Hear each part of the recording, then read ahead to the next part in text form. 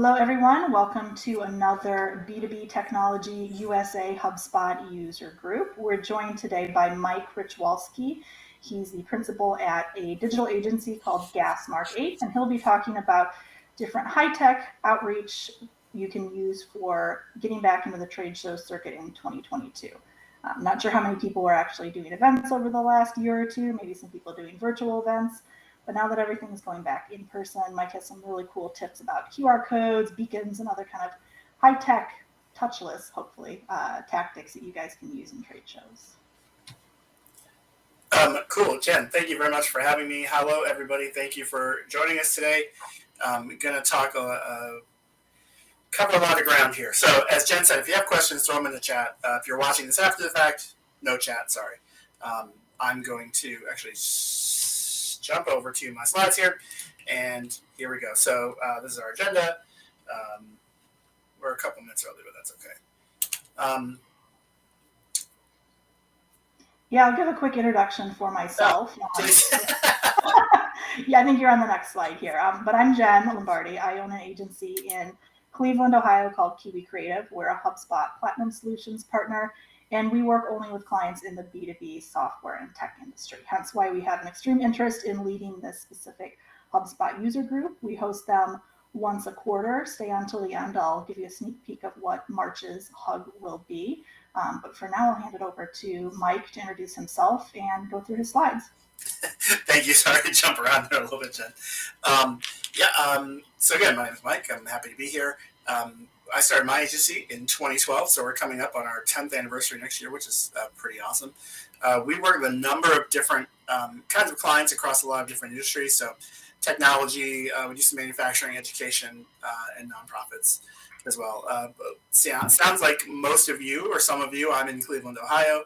I'm on the west side, so hello from the far west side. And kind of a fun fact, I'm interested and I'm excited to go see Spider-Man with my boys this week. We've had a fun last couple of years. Been going to the Marvel movies together. It's just a fun, get out for a while, and then we go have tacos after and talk about how cool that was. So looking forward to that this week. See some Spider-Man. So here's the good news is that here as we get into 2022 is the world is slowly kind of opening back up. I know a lot of our events, conferences, trade shows, seminars, everything that kind of in person just really went on pause for 2 years. Starting to come back a little bit this year, but I think we're going to really see an increase domestically in 2022. And just, I went to my first concert last week in 2 years. So it was really, it's weird to be back in person at events because you just got so used to not doing that. So it's been nice to do that. But, the good news is we're opening up. The bad news is there's stuff happening, and there's still, a lot of global issues that need to be addressed. There are still, issues of increased COVID cases, so it's still an issue. So if you are a company that does trade shows in Europe or Asia, in addition to the U.S., you have some major challenges right now. And I know a lot of shows are back on, but a lot, especially kind of in Asia, have been canceled for this year and already in question for next year. So it's dicey. I mean, it's very much still touch and go, which is frustrating because we as marketers and planners of these things, we have to plan out sometimes 12, 18 months out from some of these shows. So it makes our lives certainly difficult to deal with. So some of this you may know, obviously, but I want to kind of break this into getting people to the show, getting people to your booth at the show, getting people's info, and then coming back in and measuring everything. And there are some interesting things we're going to talk about measurement down the road. The goal, ultimately, again, you know a lot of this, is these shows are just about getting leads. Some great movie, Glenn Ross, Weeds or Leak. How do we get folks to the show? Now, one is we have to raise awareness. Now, we can't control people's trepidation one way or the other about coming back to events, but as we start to attend these events, we need to let them know. I think there's some opportunity in the kind of the "we're back, we missed you" kind of messaging. You have great tools in your existing email list, your existing customer list, just to let them know that, hey, we're going to be at this show in this location. You have your social media. Don't forget about print. I know, a lot of us do a ton of digital work, but, print is certainly not dead. And I think there's a lot of opportunity to cut through so much noise that's out there in terms of email and social and just the world right now that, at least when I get a piece of mail, I'm at least likely to look at it before I recycle it, but at least I'm paying a little bit more attention to it than when I've got hundreds of emails and I get up in the morning and it's like delete. So there's a lot of opportunity to kind of do something interesting with print just to get in people's top of minds. I saw in 2019, right before we started to lock down at the end of the year there, some commerce pieces that had kind of tear off or entry stuff on that print piece.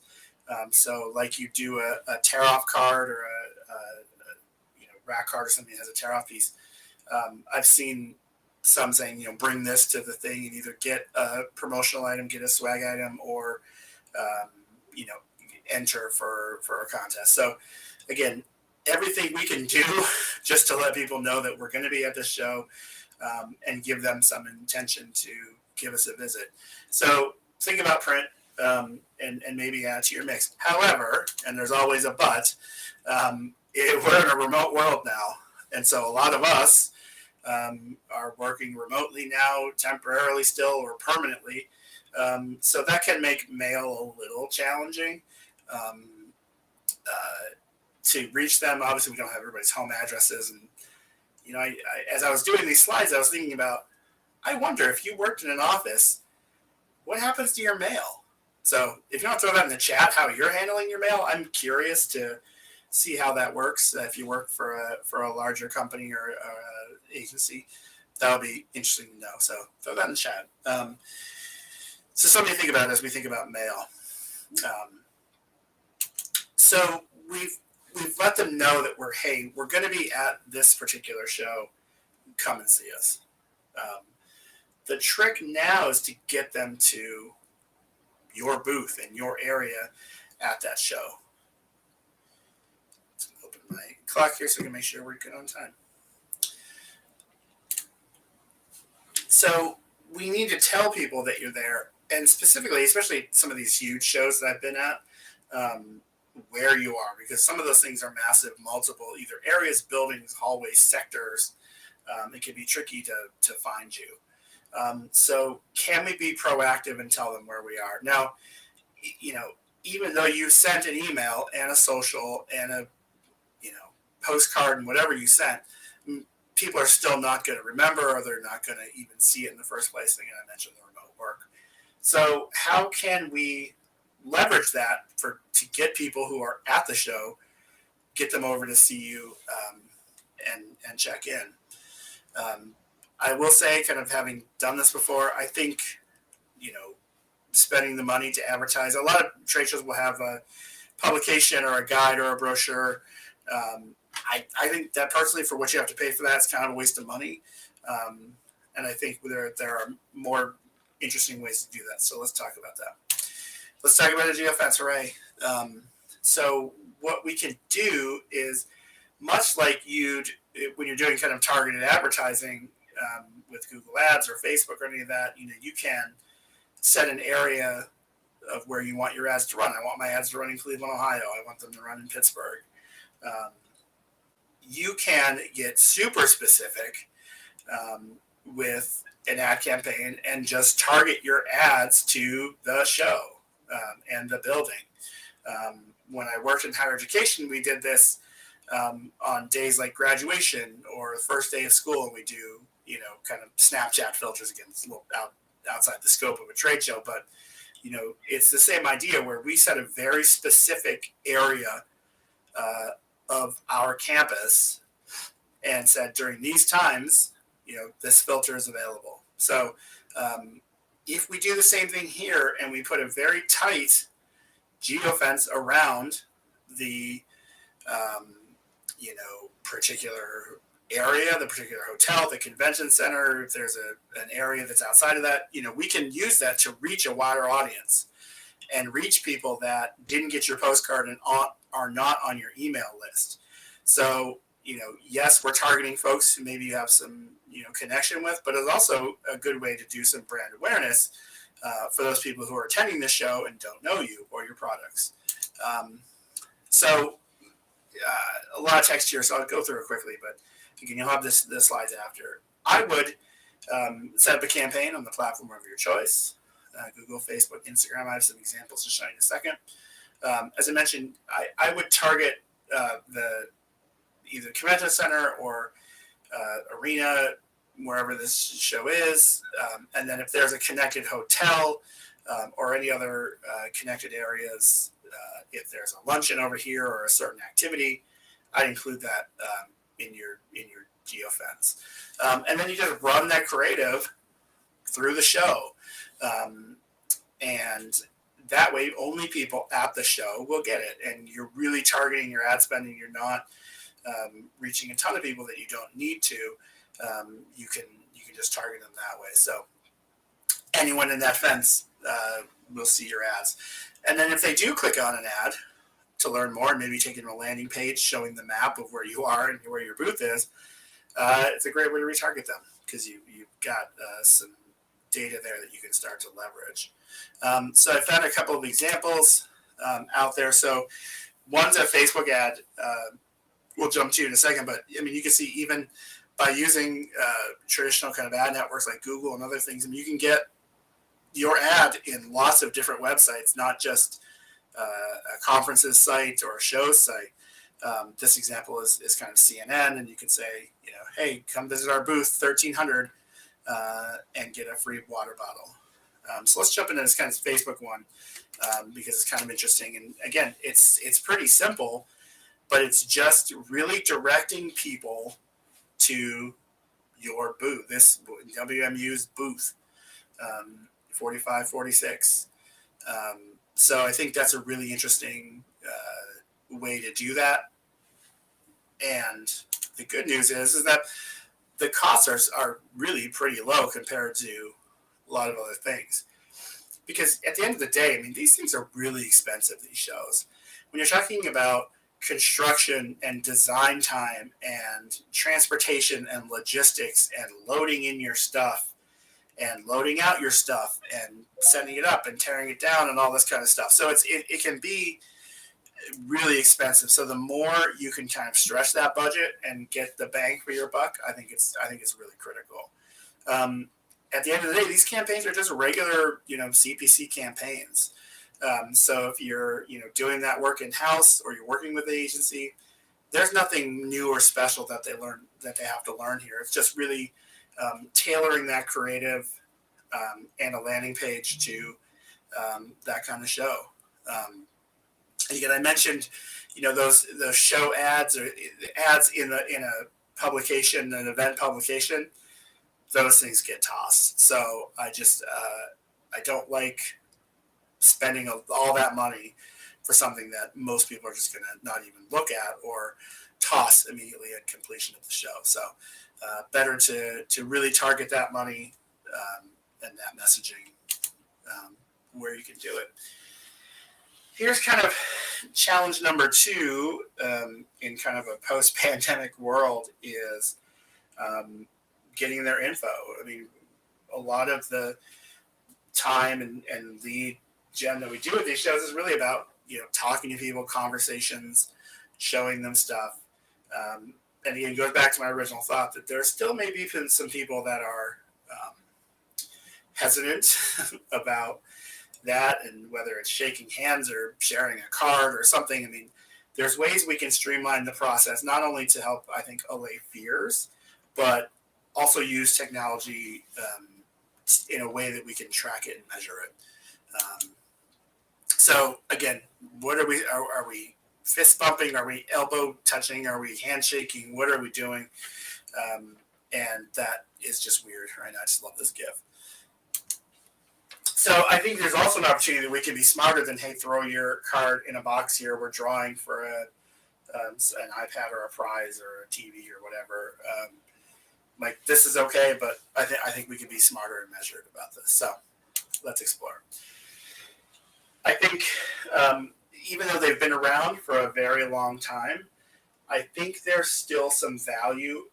Well, I think we've seen an increase in the QR code, which is just a barcode you can scan. It takes users to a website where they can do something. So QR codes, I mentioned, been around forever. I think we're starting to see adoption here in the U.S. over the last couple of years. Have been in Asia for a long time and really used pretty extensively there. But it wasn't until a couple of years ago when Apple added native support to its just camera app. So I don't know if hopefully you knew this, but if you open the camera app on your phone now, on your iOS device, I think Android has had this, but on your iPhone and you scan a code, you can take an action right within your camera app. So we're going to have some examples here, including this one, which takes you to my website. So go ahead and feel free to scan it. So I think without requiring a special app or other software and having it just built natively into iOS, I think has really increased adoption rates. The other thing that has increased adoption rates is this pandemic. So, I mean, we've really seen in a more touchless world a rise in people using QR codes at restaurants for menus and takeout and a lot of that stuff. So that may have been a lot of people's first, really big connection with these codes and using them and walking through the process. So now I think a lot of folks, when they see it, will be more apt to be like, oh, I got to scan that and I can do something. For me, I view it as a pretty interesting way to collect lead information, but also share information about your products or services at the show. So a quick example.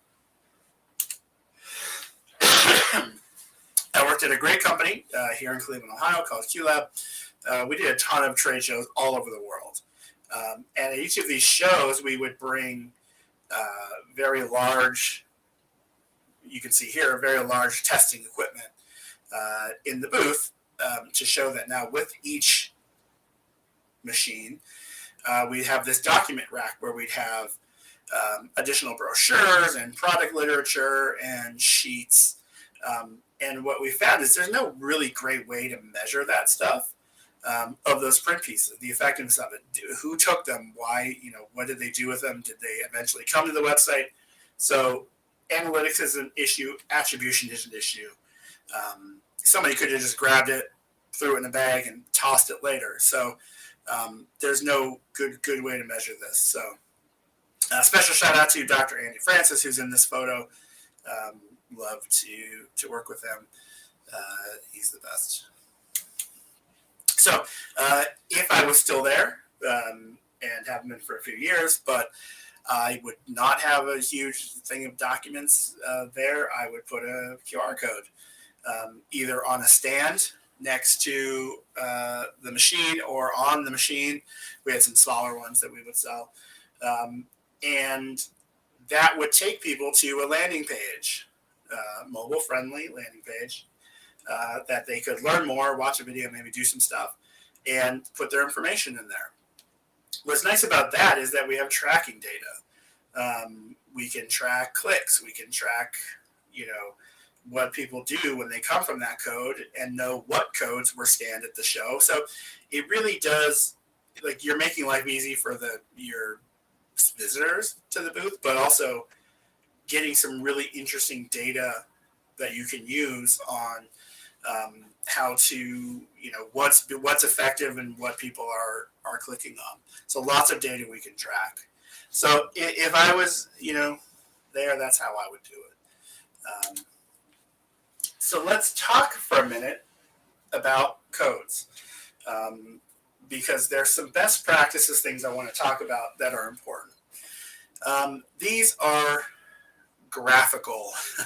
I mean, they're squares, and you can see two codes here look very different. The longer your URL is, and the more things you tack onto the URL, whether it's a UTMs and all that other stuff, the more data has to be encoded in that code, and the busier it gets. That also means there's more chance for errors. So you can see the top. I have two URLs on this page. One is a very short URL that I made, and one is a longer URL.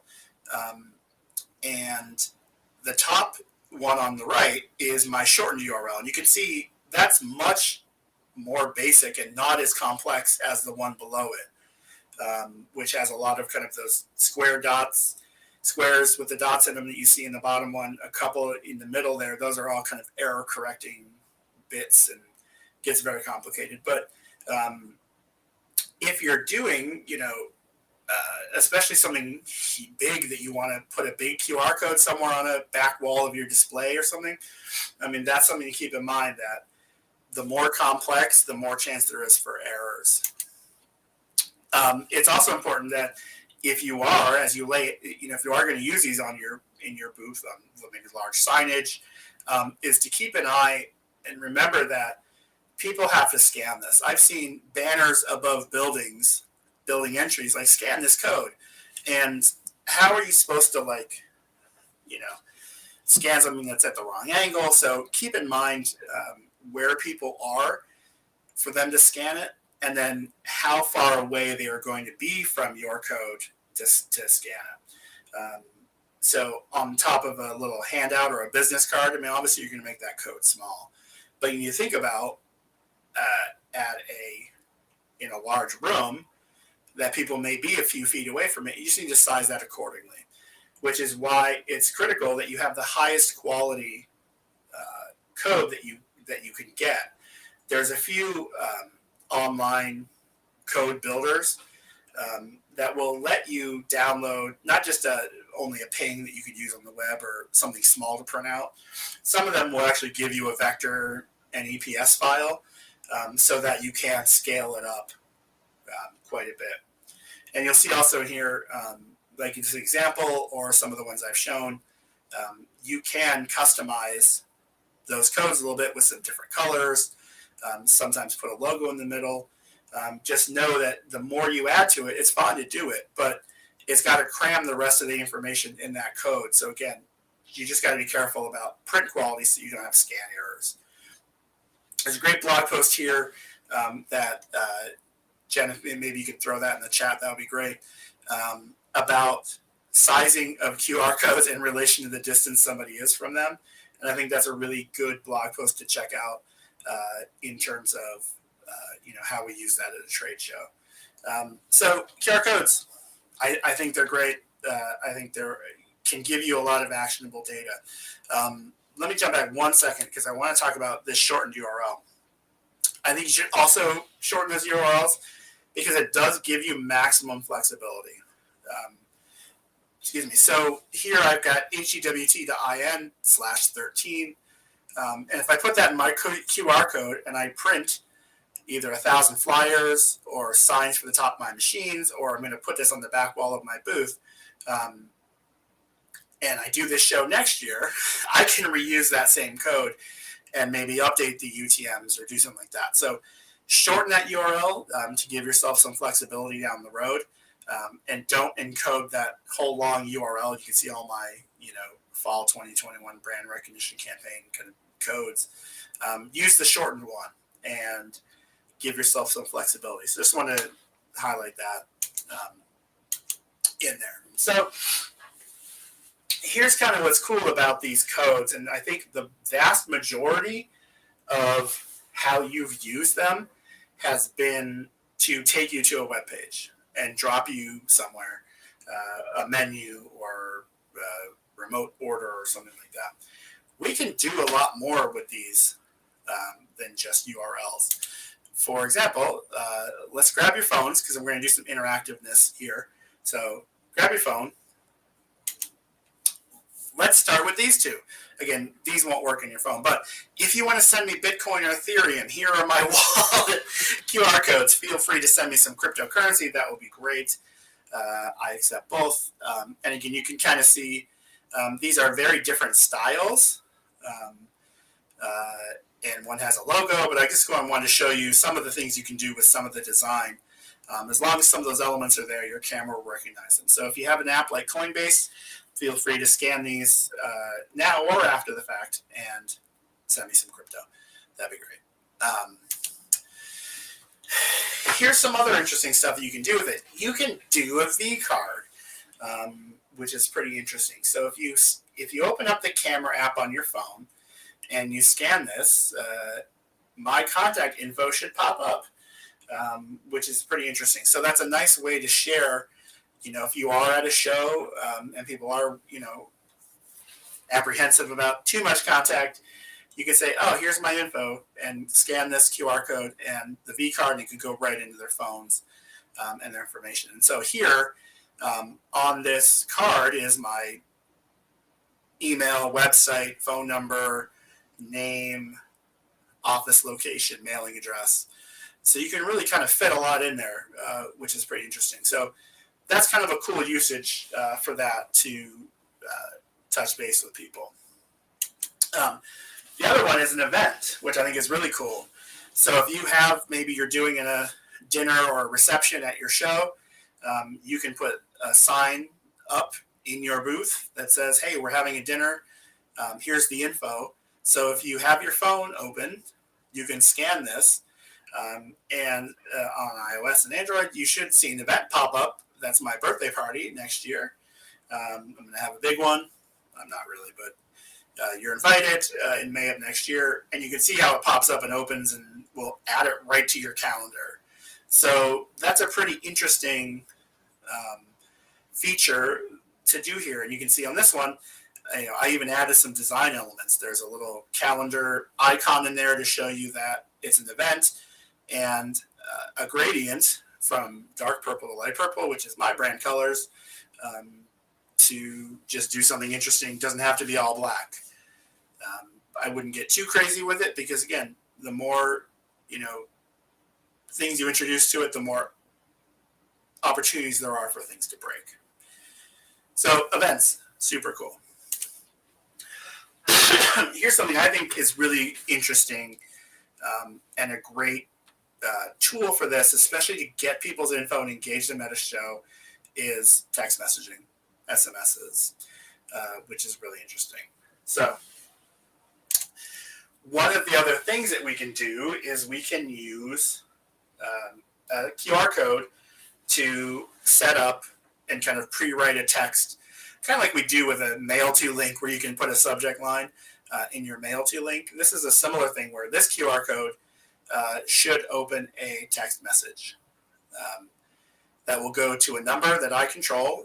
It's our text messaging system, and we'll actually populate your text message with the words HUG, or the letters HUG for hug. So if you send that text message, you'll get a reply right back from our system saying, hey, thanks for attending our trade show. Here's a link. You can use that to send people, again, a custom link, send them to a web page, start to message them with either that or a drip campaign or something. And all that can kind of happen automatically. And folks, so if you haven't, let's take 2 seconds and scan that, give that a shot. I think it's pretty cool. That will open up. I'm going to do it too. How many people right now, like, cameras look like this, throwing their camera in front of their thing? So that will send a text message, which is pretty cool. Now, let me just say your phone number is safe. I'm not going to do anything with it. You'll get that one message from me, and then I'm going to delete it right after this presentation. So I am not keeping anybody's data. You're good. So I think that's a pretty interesting use, and really opens up a lot of possibilities there for people to, again, connect more than just taking them to your URL. Hey, Mike, we had a quick question in the Yeah. chat. Do you have a favorite tool or website or app you like to use to create QR codes? Yes, I'll throw it in the chat because it's kind of in my bookmarks in my browser. I think if you just Google kind of QR code generator, you'll get some great ones. Like QR code monkey or something like that is one of them. I'll throw a link in the chat at the end. A bunch of them are free to do. Some of these services will upsell you in order to, do these kind of shortened URLs. If you don't have a URL shortener, they'll offer to do that to give you kind of a dynamic code that you can use for lots of different uses. If you want to really just further customize your code, you can do that too. Some of them have premium shapes or abilities. For the most part, everything you have seen today in this talk, I have made with a free version of one of these sites, including, the Bitcoin one and the graphics and putting my logo in it and adding a thing here that says scan me. They really do give you some nice feature sets and things, even in their free versions. Here's what I like about these. This is certainly kind of meeting people where they are. Again, it goes back to what I said earlier that, email, social, there's just so much noise and it's so easy to get lost in there. Text messaging has a really high open rate and engagement rates compared to email and CPC ads and stuff. I mean, it's really just through the roof. People are used to texting. What I like is that it's easy to customize the message and responses that people get. You all, if you have done this scan today and sent me a message, everybody got the same message back, but that all can be customized pretty easily, and then you can push them in that URL. It goes to my website. Feel free to visit it. You can push them to a lead form, a drip campaign, landing page about your company or a service or offering. So you can really, you kind of engage them, and then you also capture some data because now, as I mentioned, I have all of your phone numbers that you have voluntarily given me. I'm not going to do anything with them, as I said, but you as a marketer now, you have access to all that. And you can use that to start to have conversations and follow up with people. And again, they're going to respond to text messages. They may tell you to get lost, but they may at least read them because I think we're used to hearing that ding and looking at our phones. And again, you can add all kinds of tracking URLs and send that data to different spots. If you don't have an SMS platform, we have one. Email me. Be happy to help you with that. Excuse me. Let's talk about measuring everything. Let me get a drink real quick. Because all this, data is great, but we got to measure it.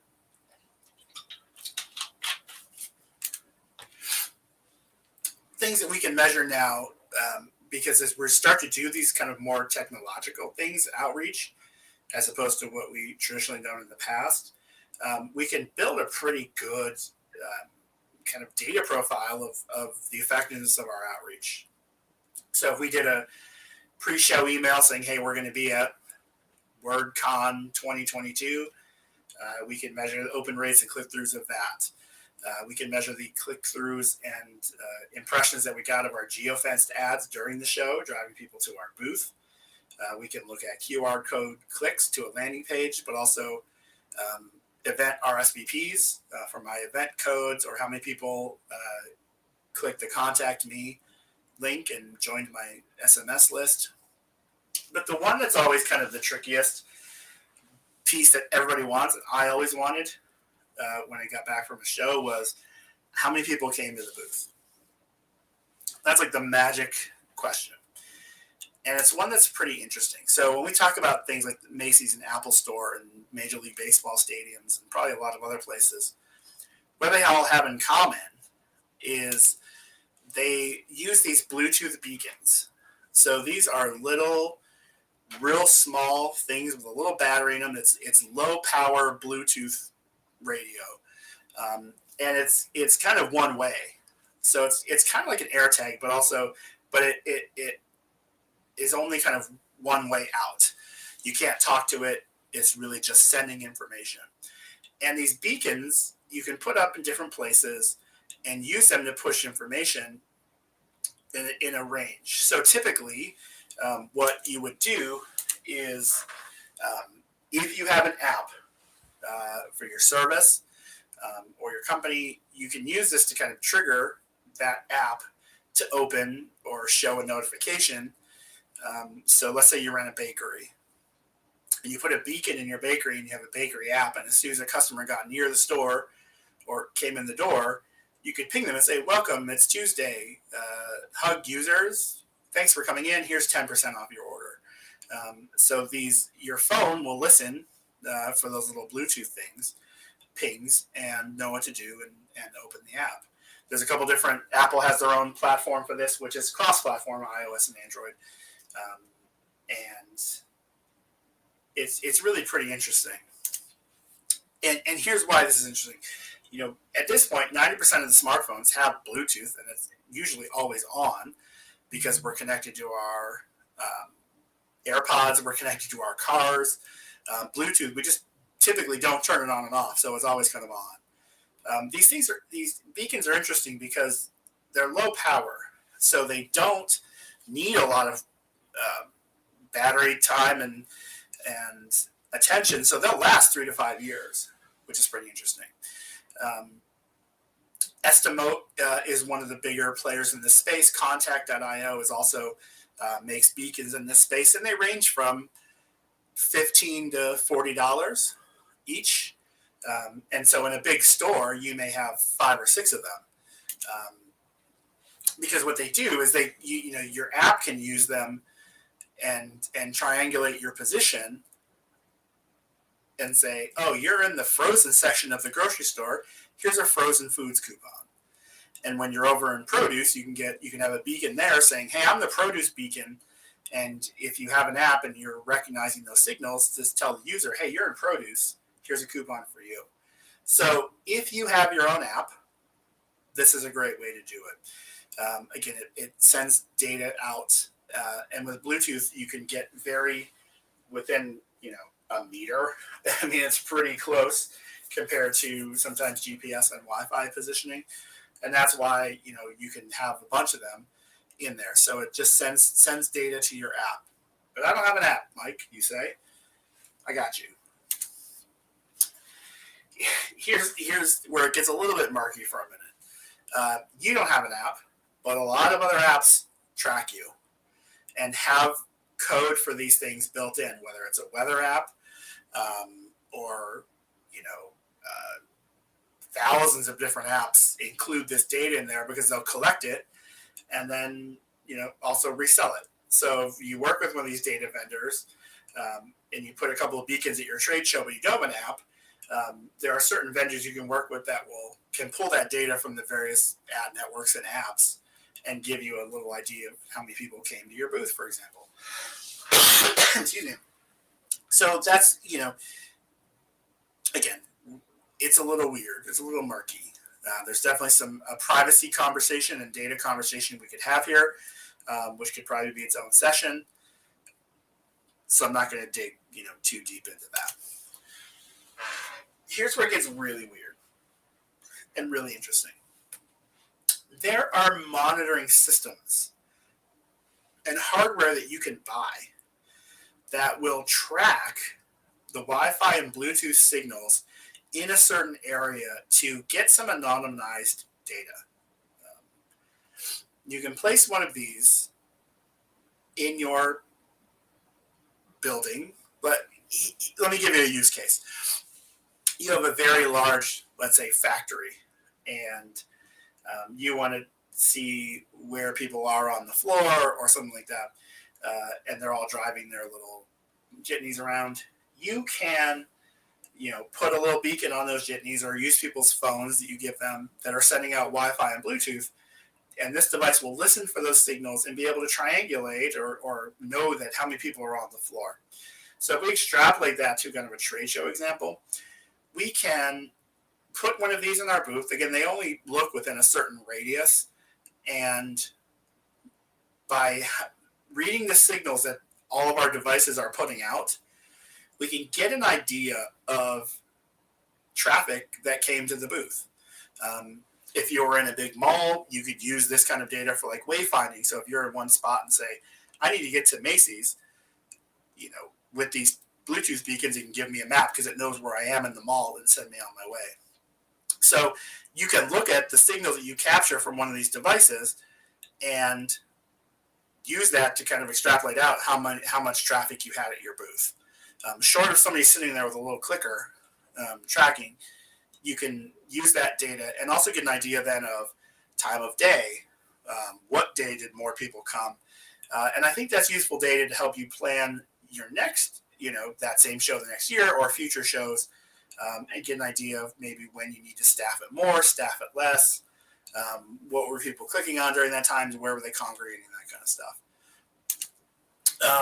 So this piece of hardware here is called a Meshlium scanner. And from their website, they talk about how by putting a couple of these devices in the venue, you can count the number of people, but also measure their movement around the site. So if you were doing a baseball stadium or a concert venue, you can have a couple of these, again, just reading the network traffic and using that data to kind of place people and seeing where people are. So it's interesting data, a little, again, there's privacy stuff here to think about and how you use that data. So this is the Meshlium scanner, which is pretty interesting. This one is kind of cool. This is the Portal, the Beam by a company called Portal. So not to be confused with Facebook's Portal project or hardware.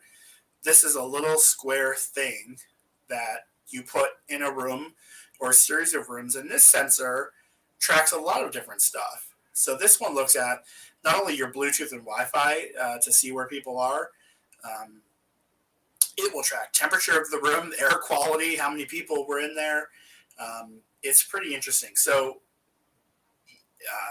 as I mentioned before, if you had a bunch of these set out in your building and either had kind of tags or Bluetooth beacons on your equipment or materials that were coming in and out, you can use these to track them to wherever they are in your facility.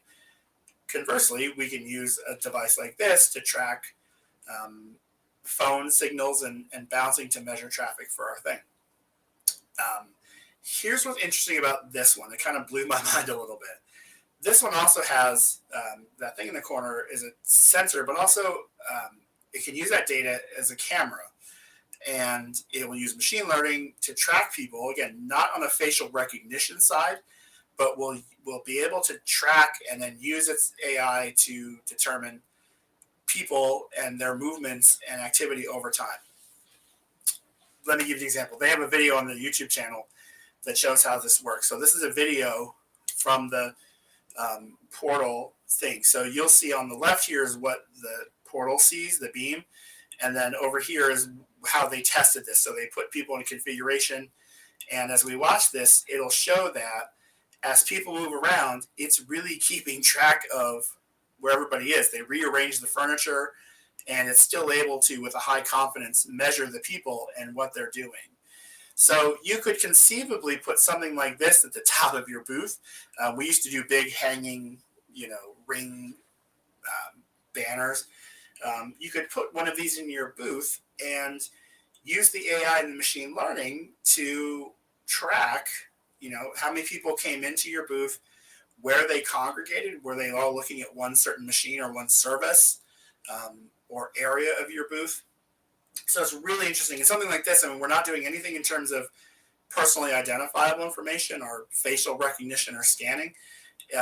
It's just kind of a top-down view and seeing where people were and following along with them in machine learning. So really interesting that this is a thing. A lot of industrial uses, but a lot of these sites, as you go and look at the materials, talk about on people tracking and how many people are at a thing and an event. It's pretty interesting. Get out of this video. This is a Portal Beam from contact.io. And they're not terribly expensive. As I mentioned, those Bluetooth beacons are $15 to $40 each. You can get developer kits that have 3 or 4 of them for $100, which is pretty interesting. That portal beam, I think, was a couple $100, and it will send that data to a variety of third-party services, Amazon Web Services, Google, where you can then work with it and extrapolate out what you need from it. It's not smart enough to do that. It sends out the data and you've got to process it. But it's pretty interesting, the idea that you could just put a sensor in there and get actionable data for how many people came to your booth, what did they do, and then combined with all the other data that we talked about today, you can get a pretty good picture of the effectiveness of your marketing in getting people there, driving them to your booth, giving you their information, and also you sharing information with them. So it's pretty cool. A lot of cool things here. So let's do a quick recap and we'll jump into questions. Look, there's still a lot of uncertainty out there over the next probably 15 months. Still a lot of, variants and Omicron and all that stuff that's still happening. There may be more down the road. There's no crystal ball to say how this is going to impact these things. I know, if you do international shows, international travel is still a kind of an iffy thing that's changing daily, where you can and can't go. And that, not only is that impacting, your activities, but also, getting stuff to the shows. And we would ship machines when we did trade shows on a container. And, the logistics of the state of the world today, containers are a mess. Not only are they super expensive, there's backups and ports, and it's a nightmare right now. So these are all things that you kind of have to keep in mind, that there's still a lot of uncertainty. However, we can use some pretty interesting tech to connect with people easily, safely, and we can take all that data and we can measure it, and we can see the effectiveness and get an ROI, and hopefully get those kind of cost per leads down, because trade show leads can be kind of expensive. So let's make sure we're getting good leads, cost-effective leads, and get a whole picture of the work that we're doing. So, Jen, I'm going to talk about this, your survey. Yeah, let me pop back on video here.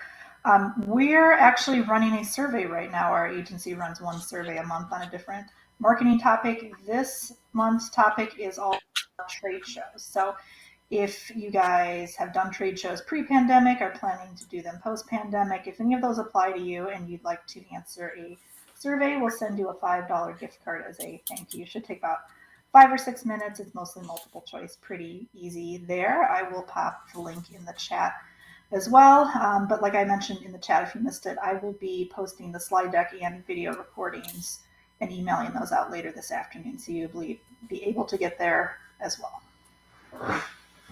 Thank you. I'm going to throw these things in the chat, a couple of QR code generators that I used. We did have, one question come in when you were talking about the text messaging. I think we're all pretty used to getting text from B2C stuff lately. So, you buy something online, you get follow-up text. Do you have any B2B tips for that? How to more naturally insert yourself into the conversation? I think just like in a B2C environment, it's about setting expectations. And I think it'll ultimately be up to the end user if they want to have their text used for business purposes. I used my own phone and number at my last job, and I don't know if I would want business text mixed in with my regular ones. But the kind of you can do conversations that aren't around our products are 20% off today, buy in the store, or alerting them to a sale, or hey, we're going to be closed on Christmas. You can have that conversation, send them product information, get them into a drip, to connect with them in a B2B way that is different than a B2C. But it's all about kind of that consent at the beginning. By using a system like ours or anybody's, you can people will join a mailing list, kind of a SMS list. You can send them messages, but then you can also, if they say stop or unsubscribe, you can get out of those as well. Sorry, I was going to cough there. So I hope that helps. I mean, it's really about messaging and tone in those messages, because you do it differently than B2C. All right, I think I was scrolling through the chat while you were going and answered most of the questions Thank you. in there. One that came up and I kind of half answered, and I think you talked about, are most people nowadays in trade shows, if they have the QR code out and want to collect some lead information, just directing them to a landing page with a simple form on it, or are there any more innovative ideas that have come out recently? That's really the best way you can do it. Is you do it. I mean, the user has to initiate it, and so when folks sent that text message to me today, that went to a local Cleveland phone number, but it can be a toll-free number or even a short code, though I will warn you, those are very expensive. The kind of text this to 2700 or 81215. Those short codes are very expensive, but the user has to kind of take that first step and text a word or something to a number to your software that will process it and return back that message. Now you can customize that message and say, hey, great, let us know a little bit more about you. Send them a form where you've pre-filled in their phone number, because that's at least one piece of data you have, and then put that into your CRM and kind of handle it from there. If you know a mobile number and they don't take the next step, at least you have maybe them in your CRM already. You can match up on phone number. It's a possibility, but that's really, I think, the way to capture that is sending them to a landing page. Again, we have just seen really good engagement rates and opens and reads and clicks on a SMS compared to an email. All right, I don't see any more questions in chat, but if you did have something you wanted to ask Mike, I'll try to stall him for an extra 30 seconds. Yeah, I'm happy to stick around. You can pop him in there. Happy to stick around. Again, thank you everybody for coming in and watching. Hopefully you learned something. I certainly did. in kind of I didn't know the depth of kind of the tracking that was out there. And it's really interesting. My marketer side was like, ooh, that's good data. And my regular person side was like, that's scary. So there's some pretty interesting tech that's out there. Yes, I think that is pretty much the state of marketing nowadays anyway. One more question just came in. Vanessa is an educational marketer, so not a tech marketer, but she's in the education space. She needs help with managing events we put on for students and the community. That sounds maybe less like a specific question to answer, but more something that Mike might be able to help out with behind the scenes. Yeah, sure. You can definitely contact him. His agency, ours does B2B Tech. His does a lot of education as well. So he'd be a great match for you there. I'll send you my email.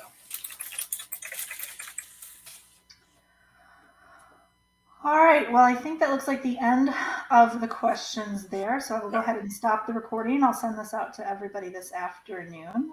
And thank you again, Mike. We got several comments. It was very helpful, super useful. Oh, good. Thank you for having me. And have a great holiday season, everybody. See you next year. All right, bye, everybody.